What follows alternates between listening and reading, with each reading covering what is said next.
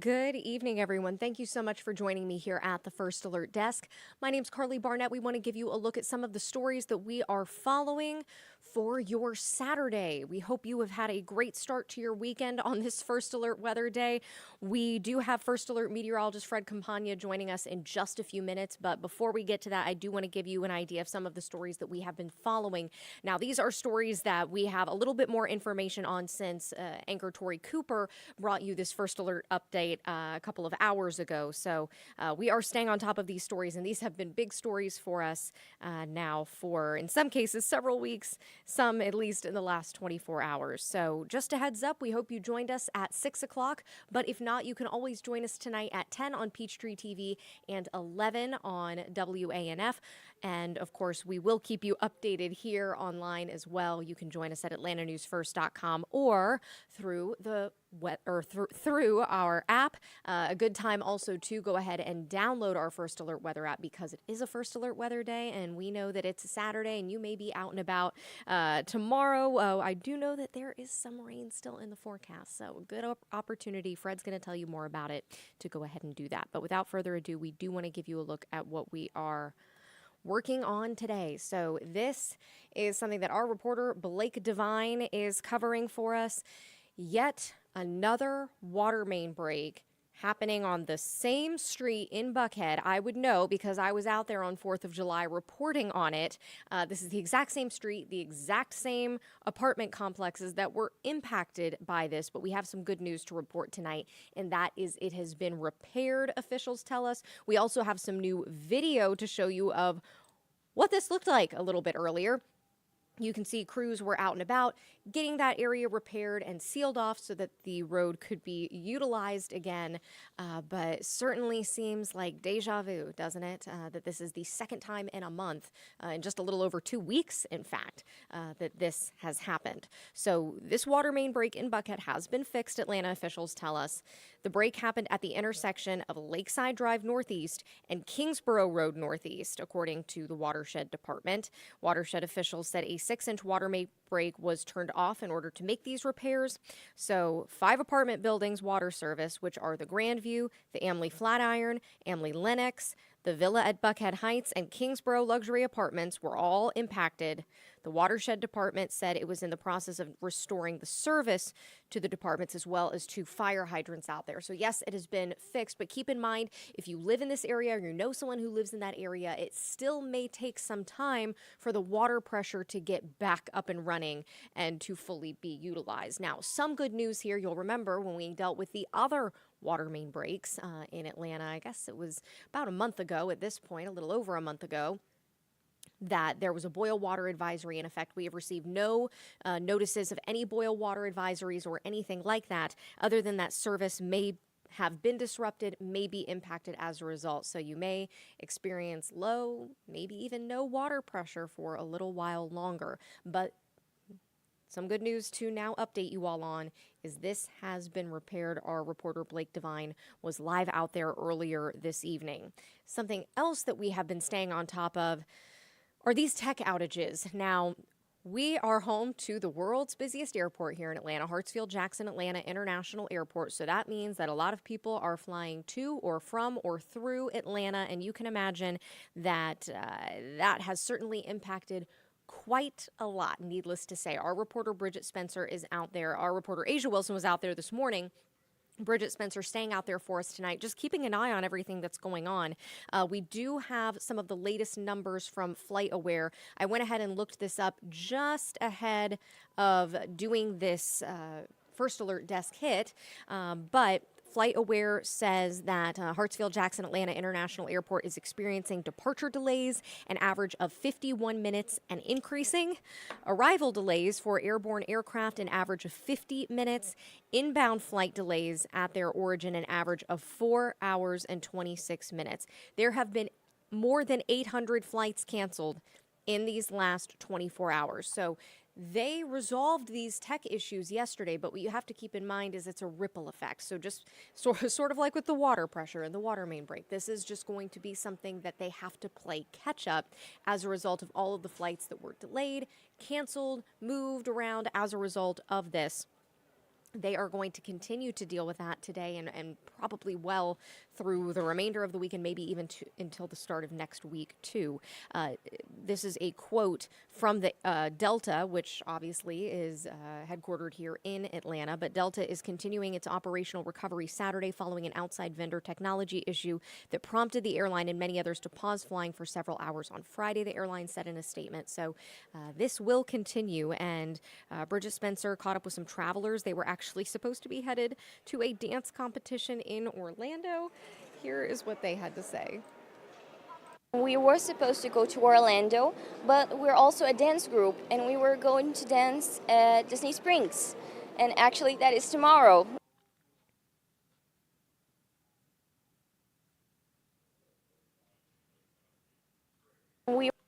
They told Atlanta News First that they are, at this point, just going to go ahead and rent a car and drive on down the rest of the way to Orlando. So certainly not the best mindset if you are taking part in a competition that you want to be in. So just keep in mind, guys, if you know anyone who is needing to travel, if you yourself are needing to travel, if you are watching this update from your phone because you're traveling into Atlanta, this is still not over. FlightAware continues to post cancellations. It was more than 500 that were just today alone. So as you can imagine, all of these things have to be passed on to a later time and a later date. So just continue to check back with your airline, continue to check back with your flight app, depending on which airline you are flying with. But the unfortunate news is there are still significant delays and cancellations that are happening as a result. As we mentioned,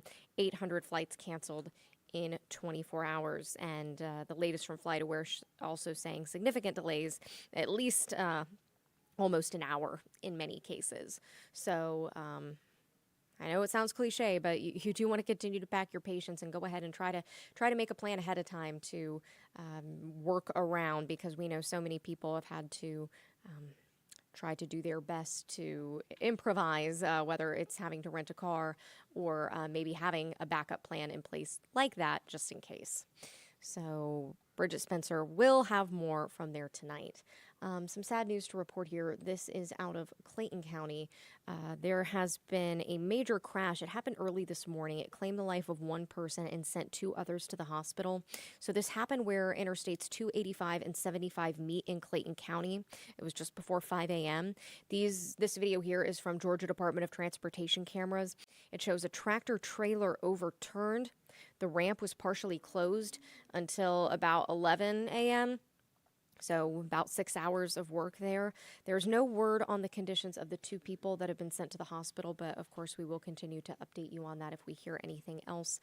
You can also continue to check back with atlantanewsfirst.com. All right, I know that I have given you a lot that you have had to contend with here, so let's end this on a good note. This is a story that combines 2 of my favorite things, and that's coffee and dogs. So this is Coffee for Canines. It's supporting some of our cutest and most loyal public servants. AM Eatery in Dunwoody today, along with 11 other coffee shops across the nation, partnered with Spike's Canine Fund in order to raise money to help protect our working dogs. The nonprofit organization works mainly with police canines as well as search and rescue dogs, and they say that today's event will help them buy some life-saving equipment. Spike's Canine Fund says they also provide training for canine handlers, teaching them how to provide emergency care for these dogs if the canines are ever injured out in the field. But you can see that we had some very good and loyal pups out there that definitely deserve all of the support and all of the training for their handlers as well, because we know these canines serve a very important job. We know they're cute, but they also serve a very important function. All right, taking you back out here live, I'm going to go ahead and give you a live look out here.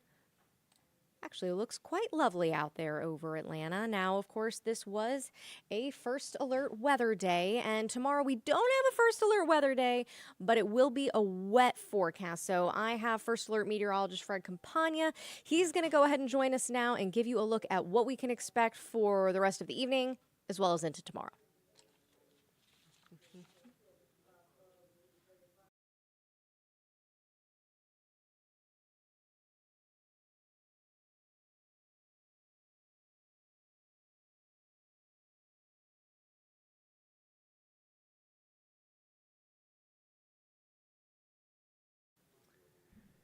Hey everyone, I am here. I'm just getting my ducks in a row. You'll see me in just a second, but first taking a live look outside, and it is really nice out there right now in most of Atlanta. Northern suburbs, not so much, and we'll get a look at the radar in just a second, but we are dealing with some wet weather in some places. So let me see.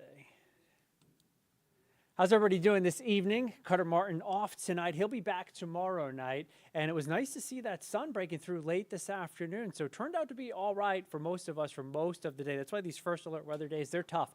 A lot of the reason that we had these first alert weather days recently is because of the big pattern change that we saw over the last week or 10 days. We went from what was a really hot, but also a very dry weather pattern that put some of us in a moderate to severe drought to what has been a very unsettled weather pattern that will continue for most of the upcoming week. So let's shoot it back over to this great live look, the golden hour underway right now. That looks beautiful, looking over the Georgia Tech campus and looking to the south. So we are definitely not doing bad at all out there at this point. Let me pop this over real quick to show you who is getting some rain right now. And as you can see, that is generally to the north and northeast of Atlanta, up in Gwinnett County right now, from Duluth up to around Sugar Hill, heading from Roswell to Alpharetta, eventually to Cumming.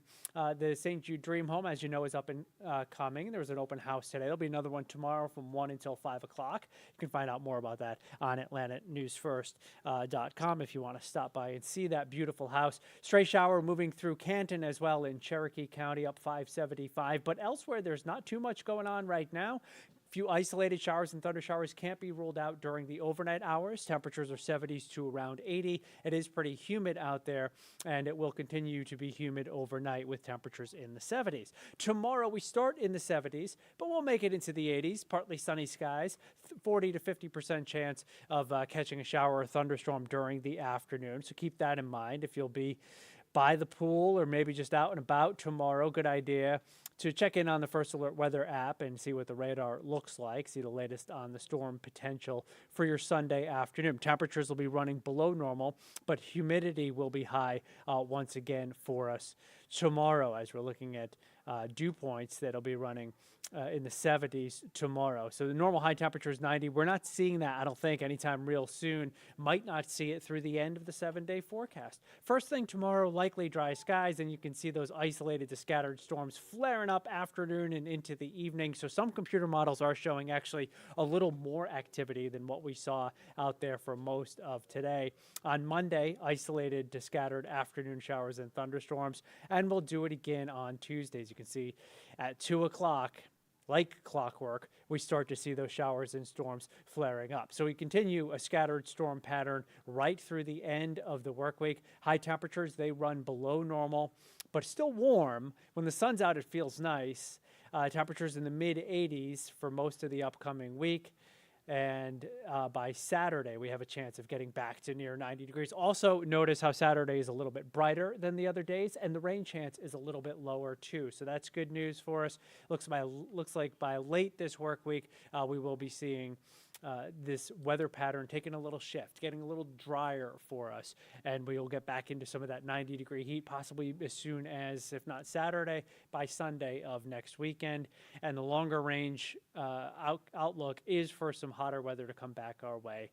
And by that point, we're getting to the very end of July, and believe it or not, starting the month of August, a lot of kids going back to school in just a little over 2 weeks. Hard to believe the summer has gone by so quickly. So I hope you have a great rest of your Saturday evening and Sunday. Again, First Alert Meteorologist Cutter Martin will be here tomorrow evening to keep you updated on everything that's going on. Have a good one.